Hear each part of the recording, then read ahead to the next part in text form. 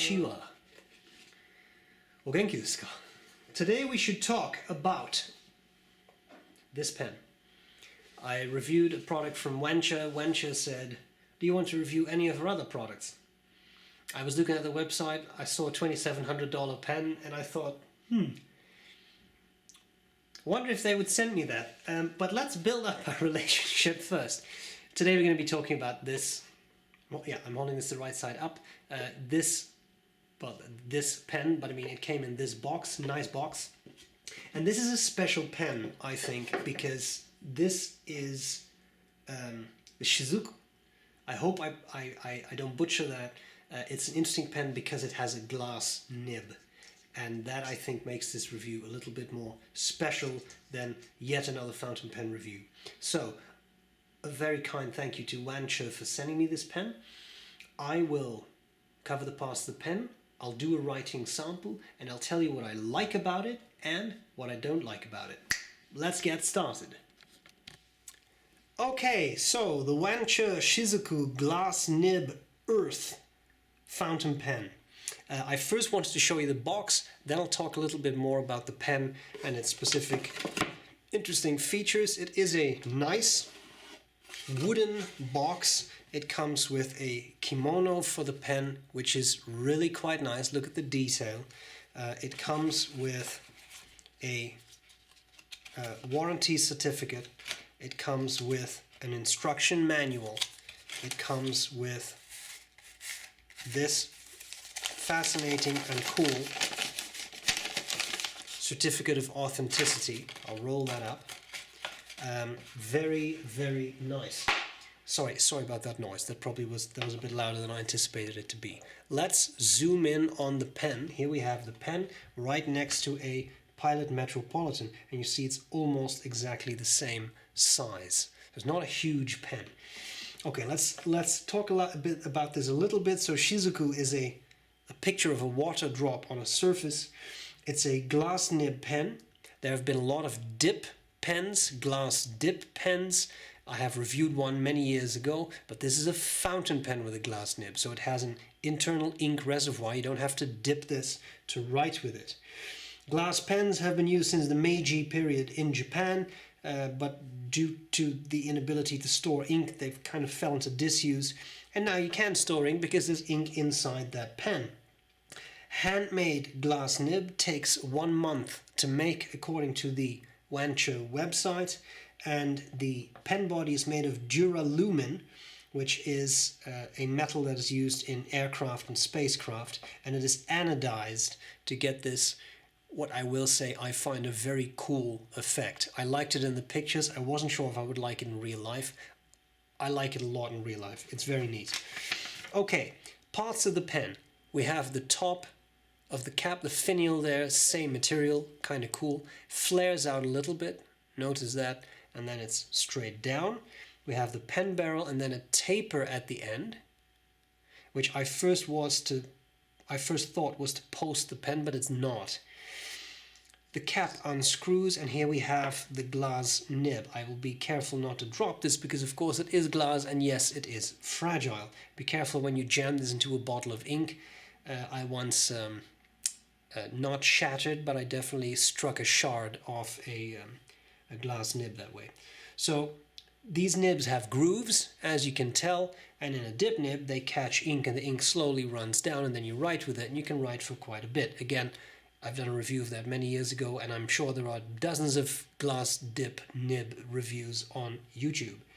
Okay, we have the section, barrel unscrews, we have a simple converter, and then we have this part, this interesting metal section, and I'll make sure to tighten that well. I'll come back to why that is. Again, does not post, right? Does not post. Smaller pen, but I can use this comfortably. Now, why don't we have a look at how this pen writes?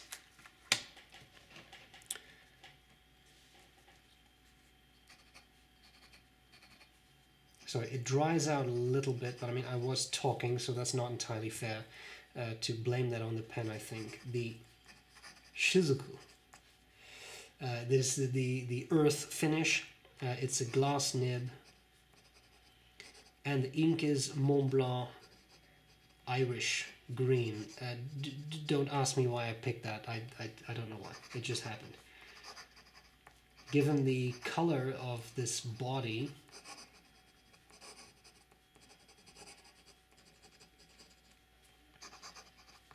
it's a glass nib, and if you've never written with a glass nib, you might think it is super smooth because it's glass. I actually find it has quite a bit of natural feedback. You have to hit it the right way. It does have a sweet spot. I've probably owned 2 or 3, no, well, yeah, 3, maybe 4 glass nibs in my life.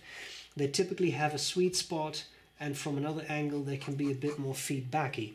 You can also see that depending on how exactly you angle it, the line width may be a little wider or a little thinner. I think that's just because of the way the glass tip is polished.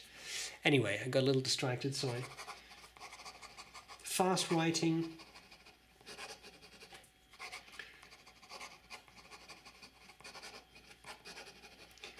Clearly, there is nothing to do here in ways of flex. You cannot flex this nib. The ink flow I have found, this sounds much more scratchy than it is. That's because I'm writing on the back of my notebook, okay, my cover. Not too wet, not too dry. I think it's quite nice. I think one thing that is very nice about this is that the line width, as long as you don't rotate, is very consistent. So if you are an artist, which I am, oh my god, that look like salad fingers. Anyway, if you are an artist, that may be useful to you. I obviously have incredible artistic skill, but you know what I mean. I think artists might really enjoy this pen, and of course people who like something a little special may enjoy this as well. So with that, I think what we should do is talk about some likes and dislikes of this particular pen. Let's do that now. What do I like? What do I not like about the Wancher Shizuku pen? I like the looks. It's fun. It's very attractive. That anodization, that works in my mind very well. It's very colorful. I really like that. I like the shape of the pen overall too. The slight tapering at the end of the cap and this tapering down at the bottom there, I think works well. When I saw this, I was a little concerned that it might be too small for me to use. It turned out not to be too small. It shouldn't have been any smaller. Hashtag Drillug. But having said that, I can use this, right? I can use this comfortably, and I've not had any issues with it. The most positive aspect of this pen, I think, though, is not the looks, but is the idea that it comes with a glass nib. And the glass nib idea is very interesting. It's not invented by Wancher. There have been glass dip nibs for a very long time. In Japan, where the pen comes from, that they've been used since the Meiji era, so that is a long time ago, end of the 1800s. But a fountain pen with a glass nib, that is very interesting. Also not invented by Wancher. There is the Trio pen company that already had a glass nib fountain pen. It's a Japanese company, and they already had that in 1930, or at least the 30s. I know this because I reviewed one. Way back in the day, someone sent that to me, a very kind viewer. That was, if I remember correctly, a crescent filler. This is a different system. It's not a crescent-filled fountain pen. It is a cartridge-converter-filled fountain pen, which in many ways is a little bit easier, I think, than a crescent filler, also because a crescent filler has a sac. The sac can deteriorate. A converter is much easier to replace. I just want to say, like, this is not a Wancher invention. It's just something that Wancher is making, and I think that's very nice. There's nothing wrong with that, because those Trio pens are not something you come by every day. You see them on eBay sometimes, but I mean, these are more accessible, right? These pens. Now, having said that, they're not cheap. At 300 US a piece for this pen, they're definitely not cheap. You do get a cool pen, a glass nib with cartridge converter, a nice box, a nice pen kimono, so there is a lot going for it. I also have the feeling they were a limited production. I don't know if a specified number was made. I mean, obviously when you make something there's a number. I mean a pre-specified number, like we only make 1,000 or something. But I do think it was produced for a limited time period, at least. Because most of these pens are now sold out. So anyway, there is that. It's not cheap. But you're also buying something that's a little bit more special than the run-of-the-mill fountain pen, and this may very well not be worth it for a lot of people. I understand that.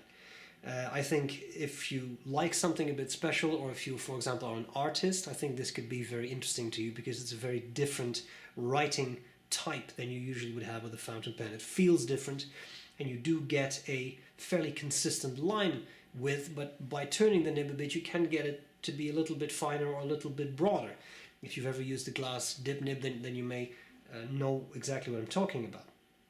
The final thing I don't like so much, that's the one thing I wanted to point out, is that I have a couple of times unscrewed the cap, but then actually the whole barrel unscrews. So I tend to pinch it a bit there. It doesn't happen all the time, but if you over tighten this cap a bit, that does happen. It's not a big deal. But I suppose this may be the issue with having a single set of threads that both keep the barrel in place and then also keep the cap in place. So don't over tighten it, because then you get that issue, right? Just tighten it, just so that it's the cap seems to shut, and then that's the end of it. Then it works fine. Okay, I hope this was useful. Once again, a very kind thank you to Wancher for sending me the pen. I really appreciate it. Thank you for watching, and I'll gladly see you later. Bye bye.